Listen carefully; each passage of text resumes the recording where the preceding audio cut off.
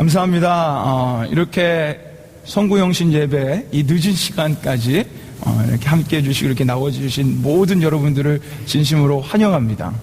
우리 앞뒤 좌우에 있는 분들하고 같이 좀 이렇게 인사하셨으면 좋겠는데요. 오늘 인사는 좀 깁니다. 잘 들으시고 같이 따라 하시면 돼요. 이렇게 인사하시면 됩니다. 옆에 있는 많은 분들을 바라보시면서 한 해의 마지막과 시작을 당신과 함께 해서 좋습니다. 한 해의 마지막과 시작을 당신과 함께 해서 좋습니다. 자, 이제 인사해 보십시오. 자, 앞뒤 좌우에 있는 분들을 바라보면서 한 해의 마지막과 시작을 당신과 함께 해서 좋습니다. 할렐루야. 예. 감사합니다. 오늘 이렇게 반가운 얼굴들이 너무 많습니다. 너무 반가운 얼굴들이 많고, 감사합니다. 오늘이 정말로 특별한 날이 될 줄 믿습니다. 하나님께서 2014년을 하나님 안에서 잘 마무리하고 또 올 2015년을 하나님 안에서 새롭게 우리에게 시작하게 해주시는 그 축포가 오늘 울리는 그런 예배와 날이 되기를 소망합니다. 여러분, 우리가 잘 사용하는 사자성어 중에요, 황골탈퇴라는 사자성어가 있습니다. 황골탈퇴. 이 황골탈퇴라는 사자성어는요, 연말연시가 되면 사람들이 가장 많이 사용한답니다. 이 황골탈퇴의 뜻이 무엇입니까? 우리가 잘 아는 것처럼 완전히 새로운 것으로 변화되었다라는 의미를 가지고 있습니다. 이렇게 사용합니다. 그는 황골탈퇴하여 완전히 딴 사람이 되었다. 어떤 사람이 이전과는 완전히 다른 새 사람이 되었을 때 이런 말을 씁니다. 그래서 연말연시가 되면 새로운 사람이 되고 싶은 마음에, 새로운 무언가가 되고 싶은 마음에 이 황골탈퇴라는 사자성어를 많이 사용한다고 합니다. 그런데 저는 한번 이런 생각을 해봤어요. 어쩌면 이 황골탈퇴라는 사자성어가 우리 예수 믿는 사람에게 가장 잘 맞는 사자성어가 아닐까라는 생각을 해봤습니다. 여러분, 우리는요, 지난 5주 동안 신앙의 시작이라고 하는 거듭남에 대해서 말씀을 들었어요. 거듭남이란 우리가 예수 그리스도를 진실로 믿을 때 일어나는 건데, 우리가 정말 그분을 믿고 그분의 사랑을 믿으면 우리는 거듭나게 된다는 거예요. 다시 말해서 다시 태어난다는 겁니다. 완전히 새로운 사람으로 우리가 변화된다는 거예요. 그러니까 예수 믿기 전에는요, 우리는 죄인이었어요. 예수 믿기 전에는 우리는 본질상 진노의 자녀였습니다. 그런데 예수 믿어 거듭나의 새 사람이 된 지금은요, 우리는 더 이상 진노의 자녀가 아니에요. 우리는 하나님의 자녀입니다. 예수의 생명이 심겨진 새로운 삶을 살아가는 하나님의 자녀가 되었다라는 겁니다. 이제는 더 이상요, 우리는 그와 같은 삶을 살아가지 않습니다. 우리와 항상 함께 하시는 하나님이 계시기에 우리는 그 어디나 하나님과 동행하며 천국과도 같은 삶을, 그런 새로운 삶을 살아가는 거예요. 그래서 황골탈퇴한 겁니다. 완전히 새로운 삶, 완전히 새로운 생명을 우리는 누리고 살아가게 되는 거예요. 근데 그렇게 새로운 삶을 살아갔다면, 이제는 새로운 생명을 얻었다면 이제는 새로운 삶도 우리에게 주어지는 거예요. 그전과는 완전히 다른 삶, 영원한 삶, 그전까지 누리지 못했던 그 놀라운 삶이 우리 앞에 이제 시온의 대로로 펼쳐지는 겁니다. 여태까지 누려보지 못한 삶을 우리는 이제 살아가게 되는 거예요. 그래서 지난 2주 동안 우리가 거듭난 사람들의 특징을 본 겁니다. 그렇게 새로운 생명을 얻었다면, 그런 사람의 그 삶이 무엇인지, 그 특징이 뭔지를 본 겁니다. 발견하셔야 되는 거예요. 우리의 삶이 무엇인지. 지난주 바로 3일 전입니다. 우리가 분명히 거듭난 사람의 특징을 보았는데, 그 특징이 기억나십니까? 3일 전 말씀인데, 거듭난 사람의 특징을 분명히 나눴어요. 핵심과도 같은 특징이었습니다. 제가 한번 이렇게 얘기하면 여러분 기억나실 수도 있어요. 자, 거듭난 사람은 나를 위한 삶이 아닌 누굴 위한 삶을 살아간다고요? 예, 그렇죠. 할렐루야. 다 주니까 대답하시네요. 거듭난 사람은 나를 위한 삶이 아니라 주 예수 그리스도를 위한 삶을 살아간다는 거예요. 그게 새로운 생명을 얻은 자의 삶입니다. 그 전까지는 나를 위해서 나의 것을 채워가며 삶을 살아갔다면, 이제 예수 믿어 거듭난 사람은요, 나를 위한 삶이 아니라 예수 그리스도를 위한 삶을 살아가는 거예요. 그래서 오늘 아까 읽었던 요한복음 3장에 거듭난 사람의 본으로 세례 요한이 등장하고, 세례 요한이 거듭난 사람의 모습으로 30절 고백을 한 거예요. 자, 우리 그 30절 말씀 한번 다시 한번 우리가 한번 읽어봤으면 좋겠습니다. 자, 이 말씀 우리 한번 다시 30절 말씀, 요한복음 3장 30절 말씀 같이 이 말씀 읽어보겠습니다. 함께 읽겠습니다. 시작. 그는 흥하여야 하겠고 나는 쇠하여야 하리라 하니라. 아멘. 이제는 예수님의 은혜로, 예수님의 사랑으로, 예수님의 생명으로 완전히 태어났기에 이제는 새로운 삶이 주어지는 거예요. 나를 위한 삶이 아니라 그분이 흥하는 삶, 그분만이 높아지는 삶, 그분만이 영광받는 삶을 우린 살아가야 되는 겁니다. 그게 우리 삶의 새로운 목적이고요, 그게 우리의 삶의 새로운 방식이에요. 우리는 이런 삶을 이제는 살아가야 합니다. 여기까지가 지난주에 3일 전에 우리가 나눴던 말씀이에요. 이제 다들 정리가 되시죠? 그래서 좋아요. 이 말씀 좋습니다. 분명히 이 말씀에는요, 나는 쇠하여야 하리라 그랬어요. 그러니까 나는 완전히 없애고 나를 위해 했던 삶이 이제 그게 완전히 변화돼서 이제는 예수님만을 위한 삶을 살아가야 된다는 건데, 정말 멋지지만 우리 안에는 한 가지 질문이 들어요. 우리가 지난주에 그 질문을 같이 나눴죠. 그 질문은, 그렇다면 나의 삶은 어떻게 되냐라는 거예요. 여기 분명 그랬습니다. 나는 쇠하여야 한다라는 거예요. 나는 없어져야 된다라는 겁니다. 오직 주님만을 위해 살아가야 된다라는 거예요. 근데 우리 사실상 우리는 이 땅을 지금 살아가고 있지 않습니까? 이 땅을 살아가면서 우리에게 필요한 것들이 너무나 많습니다. 먹어야 돼요. 마셔야 돼요. 물질이 필요합니다. 그런데 하나님은요, 하나님만을 위한 삶을 살아가는 거예요. 나의 삶은 없애라는 겁니다. 그렇다면 나의 삶은 어떻게 되는 겁니까? 그냥 빈 껍데기로 그냥 이 세상을 살아가는 겁니까? 우린 질문하셔야 돼요. 이 말씀 앞에. 하나님, 그럼 나의 삶은 어떻게 하라는 말입니까? 제가 설교를 하면서 참 많이 한 이야기가 있는데요, 하나님은 인격적인 분이시라는 거예요. 하나님은 절대로 내가 이렇게 말했으니까 너 무조건 나 따라와, 이렇게 말씀하시는 분 아닙니다. 우리를 인격적으로 대하세요. 우리가 분명히 납득이 되도록, 우리가 이해가 되도록 우리에게 말씀하시는 분입니다. 그래서 우리가 논리적으로 그분을 정말 우리가 이해하며 그분 안에서 참되게 그분을 따라갈 수 있도록 우리를 인격적으로 대해 주시고 말씀해 주세요. 그러나 우리가 그 말씀을 못 발견하기 때문에 우리는 모르는 것뿐입니다. 오늘도요, 그럼 나의 인생은 무엇입니까? 라는 질문 앞에 우리 하나님은 분명하게 인격적으로 우리에게 대답해 주십니다. 우리가 이해가 되도록, 납득이 되도록 분명하게 우리에게 인격적으로 대답해 주세요. 그 말씀이 우리가 아까 읽었던 마태복음 6장 33절 말씀입니다. 우리가 너무나 잘 알고 좋아하는 말씀이죠. 자, 우리 한번 이 마태복음 6장 33절 말씀, 우리 한번 같이 한번 이 말씀을 한번 읽어봤으면 좋겠습니다. 함께 읽겠습니다. 시작. 너희는 먼저 그의 나라와 그의 의를 구하라. 그리하면 이 모든 것을 너희에게 더하시리라.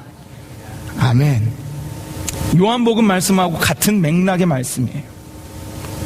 그는 흥하여야 하리라. 그분만 높아져야 하리라. 여기서는 뭐라고 했냐면 그 말이 변화돼서 하나님의 나라와 하나님의 의만 구하며 살라는 겁니다.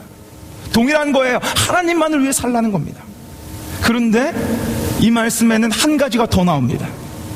그냥 하나님만을 위해 살라 그러지 않고 한 가지 말씀이 더 나오는데, 그 말씀이 뭡니까? 먼저 하나님을 위해 살아가면 이 모든 것을 어떻게 해주신다고요? 더하여 주신다. 하나님을 위해 살면 나머지 우리 인생에 필요한 모든 것들을요, 하나님께서 거저 주신다라는 거예요. 덤으로 주신다라는 겁니다. 여러분, 이 말씀 믿으십니까? 아멘. 이런 말씀에는 아멘이 크게 나옵니다. 할렐루야. 원래 우리 교회 성도들이 아멘을 크게 안 하는데 이런 말씀에는 아멘을 크게 하시네요. 근데 저는요, 오늘 이 말씀을 여러분과 제가 분명하게 하나님 뜻 가운데 좀 제대로 발견했으면 좋겠어요. 왠지 아십니까? 우리는 이 말씀을 너무나 왜곡시키고 이 말씀을 너무나 잘못 이해하고 있어요. 우리는 이 말씀을요, 내 것을 얻기 위해 사용합니다. 내가 원하는 것을 채우기 위해 이 말씀을 내 삶 가운데 적용한다, 이 말입니다. 이렇게 얘기하는 거예요. 하나님 look at me, 저 보세요. 저 오늘 송구영신 예배 나왔습니다. 야, 지금 11시 제가 지금 잠을 자야 될 텐데요, 이때 모든 걸 다 내려놓고 하나님 앞에 나왔습니다. 하나님 저 보세요. 하나님 저 헌금합니다. 하나님 저 보세요. 하나님 앞에 저 잘 섬깁니다. 그러니까 하나님 말씀대로 이 모든 거 이제는 나에게 주십시오. 내가 원하는 게 있을 때, 내 것을 채워가려고 할 때 이 말씀을 우리는 적용한다라는 거예요. 사실상 우리는 이 말씀을 그렇게 바라봅니다. 그런데 이 말씀의 참 뜻은요, 절대 그런 의미가 아니에요. 오늘 성령 하나님께서 여러분의 귀를 열어주셔서 이 말씀이 참되게 우리 안에 각인되길 원합니다. 여러분, 이 말씀을 제대로 이해하시려면요, 이 말씀의 시작점인 19절에서부터 우리가 이 말씀을 읽어나가야 되는데, 오늘은 시간 관계상 그 말씀을 다 읽지 못합니다. 그러니까 여러분 집에 돌아가셔서 주무시기 전에 마태복음 6장 19절에서 33절까지 말씀 한번 차근차근 읽어보세요. 원뜻을 여러분이 이해하실 겁니다. 그 다음에 오늘 이 말씀의 초반절의 핵심인 24절 말씀을 먼저 한번 우리가 보도록 하겠습니다. 자, 24절 말씀, 우리 한번 저 말씀을 같이 우리 한 목소리로 함께 읽겠습니다. 같이 읽겠습니다. 시작. 한 사람이 두 주인을 섬기지 못할 것이니 혹 이를 미워하며 저를 사랑하거나 혹 이를 중히 여기며 저를 경히 여김이라. 너희가 하나님과 재물을 겸하여 섬기지 못하느니라. 아멘. 우리가 아까 봤던 마태복음 6장 33절에 같은 맥락 가운데 나오는 말씀이에요. 한 문단으로 되어 있어요. 거기 뭐라고 나옵니까? 두 주인을 어떻게 하라고요?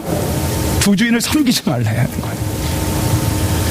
두 주인이 누구누구로 나오냐면요, 하나님과 재물, 하나님과 물질로 나옵니다.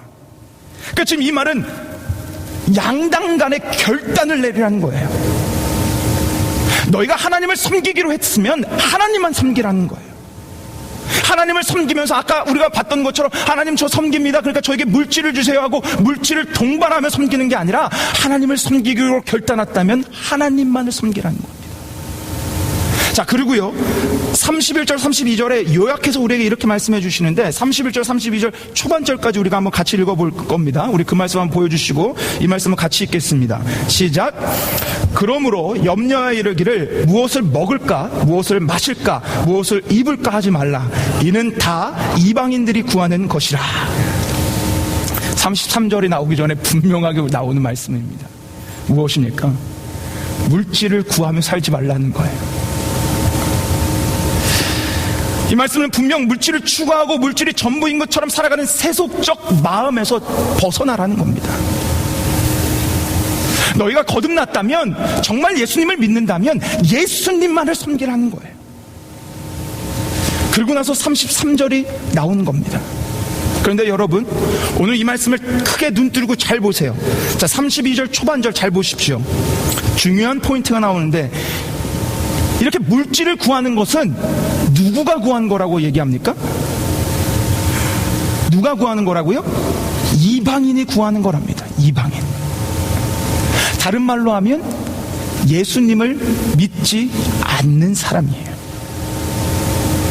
아직 거듭나지 않아서 새 생명이 그 안에 없는 사람, 아직 거듭나지 않아서 예수의 생명이 그 안에 없는 사람은요, 물질을 구하며 살아갈 수 있다는 거예요.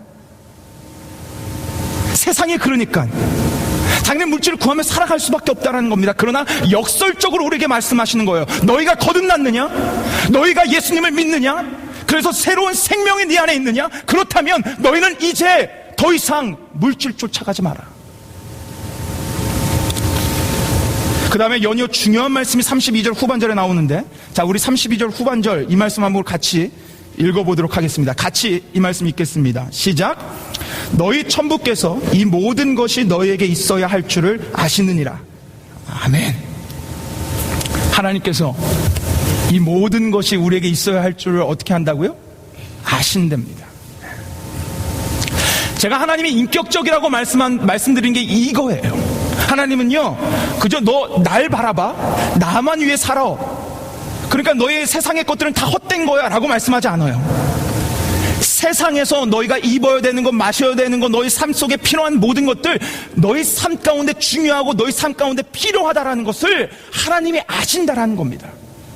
그런데요, 여러분, 여기에 또 중요한 포인트가 하나 나오는데 잘 한번 보십시오. 여기에 누가 그걸 아신다고 나옵니까? 그냥 하나님이라고 하셨어요? 누구께서? 천부께서. 너희의 천부께서. 이게 무슨 말입니까? 나의 하나님 아버지께서, 나의 하나님 아버지께서 나의 필요한 모든 것들을 아신다라는 겁니다. 여러분, 하나님을 아버지라 부르십니까? 여러분, 하나님을 아버지라 부르세요? 그렇다면 이 말씀 여러분을 향한 말씀이에요. 너희 천부께서라 그랬습니다.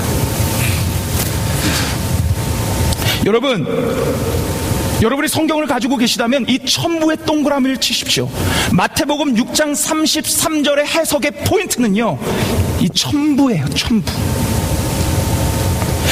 여러분이 정말 예수님을 믿으셔서 새로운 생명을 얻어서 이제는 완전히 다른 환골탈태한 삶을 살아간다면 여러분은요, 이제는요, 하나님을 아버지라 부르는 하나님의 자녀가 되셨습니다. 요한복음 1장 말씀에 뭐라고 하셨습니까?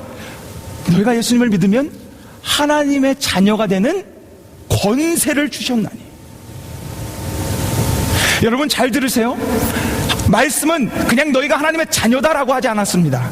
하나님의 자녀가 되는 권세라고 그랬어요. 권세란 특권을 얘기합니다. 하나님의 자녀가 되는 특권을 여러분 가지신 거예요. 그 특권이 뭔지 아십니까? 하나님을 감히 이제는 나의 아버지로 부를 수 있는 겁니다.